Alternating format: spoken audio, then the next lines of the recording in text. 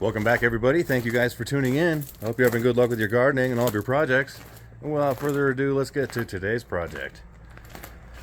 So did I ruin all of my batteries? Will they never charge fully ever again? Or am I stuck in 35%, 3.2 volt heck? Let's find out. And we'll just go ahead and look in here. Alright, inverter. What does this say? They fully charged. Doggone it. Man, I give up. Oh, wait. They're fully charged. Well, I have to give a big shout out and thanks. You'll probably never see this video, to Andy from Off Grid Garage. So, last 4 days or so, I watched nearly every single video he ever made on top balancing. And what I found out was I don't think I'm going to need an expensive active balancer. So the settings on the Overkill Solar BMS has a setting on there that I had set up wrong, and it was only balance batteries while charging. Well, according to Andy's great efforts, and I mean great because he put a lot of time and effort into this, that is not the way to do that. In fact, that increases the the millivolts in between the cells as they deviate from one another rather than balancing. So over time you wind up with a large number. I had 240 millivolts of deviation from a couple cells. So what I did was I turned that function off. So now the batteries only balance when they're not charging. So last night, or yesterday rather, I reset all the BMSs to do that. And what I found was that the two battery banks that were the troublemakers, that don't have that had the largest deviation in the cells, they were balancing out last night, and this morning they were almost balanced, and then today, as they were charging back up again, those two cells that were being the problem, they charge faster than the other ones. So I think in about a week or two, if I keep doing what I'm doing, those cells will eventually top balance all the way. So right now they're in over voltage mode. Just these two banks here. I bought these from Amazon. They're EELS batteries. Same with this one. But these batteries I bought from, I think it's called 18650 batteries in Texas. And they are all within 0.001 milliamps. And what I found by letting, I think it was this bank on top, I let this one balance. This has the Seplos BMS on it, and it will top balance 100 times faster than the Overkill Solar BMSs. My problem that I'm having with this now is that I can't get the Bluetooth app to work, and this thing must have been pre-programmed where it only thinks the batteries are 200 amp hours, so it's not charging them all the way up to, see, it stops at 53.5. It says they're 100%, and we have an over voltage warning on there. So as soon as I can figure out how to get the BMS app to work, like, it doesn't recognize this BMS. And when I went to Seplos' website, they have all kinds of different ways of doing this, and none of them work. One of them was to download an app that doesn't exist anymore, and then they also have their own app on there. That's the one I downloaded, and one time it picked up the Bluetooth module on this. This has a Bluetooth module built into the back of it. I won't be able to see it. It's a little tiny box there with the QR code on it towards the front. That's the Bluetooth module. And it showed up one time, and then I clicked on it and it said connection failed, and it just kept doing that. So I guess I'll keep messing with that, but we are having good progress. These two battery banks are slowly getting back into balance and charging up to the way I want them. So right now they're balancing and they're turned off. They're at a over voltage warning because of single cell over voltage. But these two batteries back here are balanced perfectly and fully charged. So these are 55.6 volts now, which is awesome. It has not worked like that in a long time, and honestly, I just didn't understand the balancing parameters, you know, I was doing it wrong the whole time. So for like a year and a half, I had been causing the problem by having that setting set to balance only while charging. 55.75 volts. Hot diggity dog. So rather than taking a battery apart and then charge it up in parallel for 2 months or 3 months or whatever, the top balancing while the battery's turned off seemed to work perfectly, especially with the Seplos. It happened within minutes. I don't have it on recording, but literally I turned it off.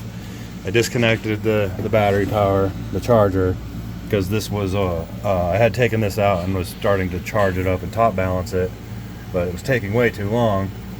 So after watching Andy's video, it was like eureka. Instantly it clicked in my mind on how that worked, and I just simply didn't understand what I was doing. I thought this whole time I had it set to balance while charging, and then my brain, for some reason, it seemed that was correct. Well, that was not correct. So this will be the next problem to solve as soon as I can figure out how to get this to connect. I can't get it to connect to my computer's Bluetooth either. The computer won't even let me download the files. It says that there's a virus or something. So I'm going to keep trying with the Bluetooth on this, and then once I can get this thing figured out. See, it says state of charge 100% at 53.59 volts, which is 200 amp hours, and these are 280 amp hours.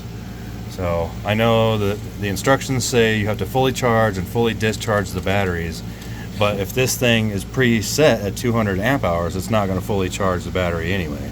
So we have that communication plugged in, but we don't have it turned on, because this battery would dictate how much power all the batteries get. So they would all charge up to 53.59 volts and then stay there, and they would never charge and get up to that, the higher voltage realm, close to 56 volts where we want to be.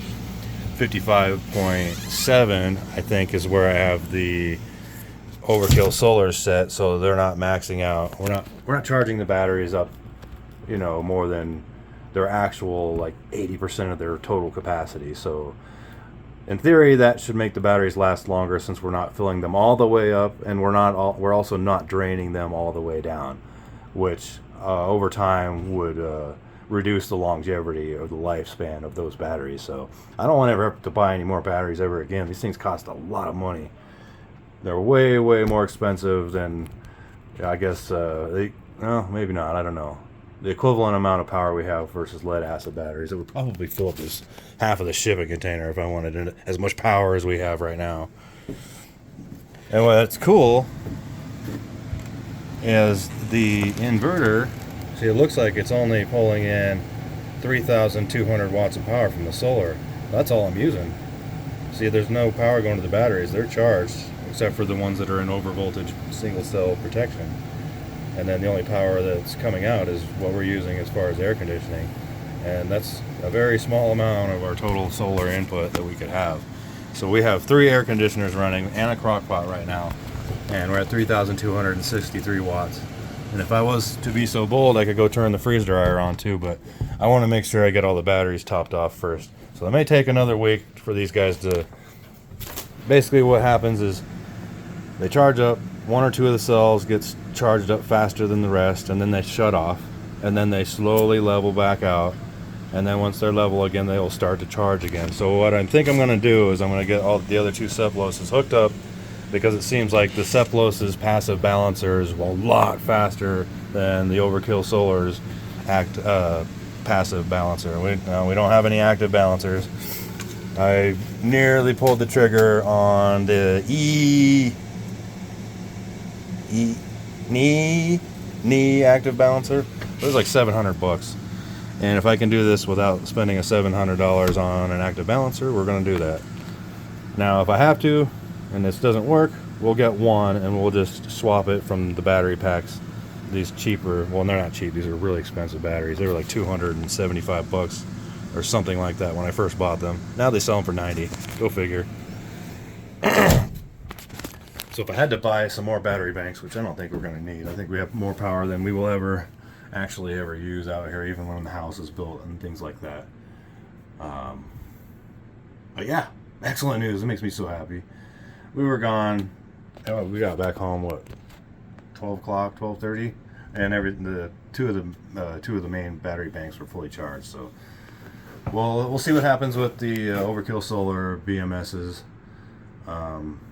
If it doesn't seem like they're starting to level out over about 4 or 5 days, because Andy said it takes a while with the Overkill Solar BMSs. With the Seplos one, it'll do it in a few minutes. So if I can get the Seplos Bluetooth figured out, and then I can change the settings on the Seplos BMS, because I want to change the parameters on it to my liking, and get that, get the get the amp hours up on there instead of 200. We'll get it to 280 and get it charged the way it's supposed to. But until then, I will do some more experimenting and try to figure out why this thing is not connecting. It's just a new software that I've never used before. The Overkill Solar I've been using for years, and I'm very familiar with it. I just didn't know. I guess I just didn't know a lot about the balancing aspect, and I didn't grasp passive and active balancing. I didn't know what that was. I had no idea. I just thought there was something wrong and I broke something.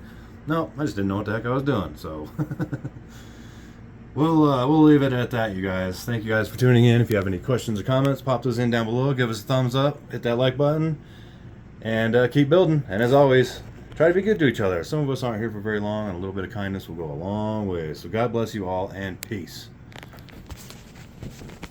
Charge up those batteries, folks. Get them charged. Want to run all the things at night, all night long.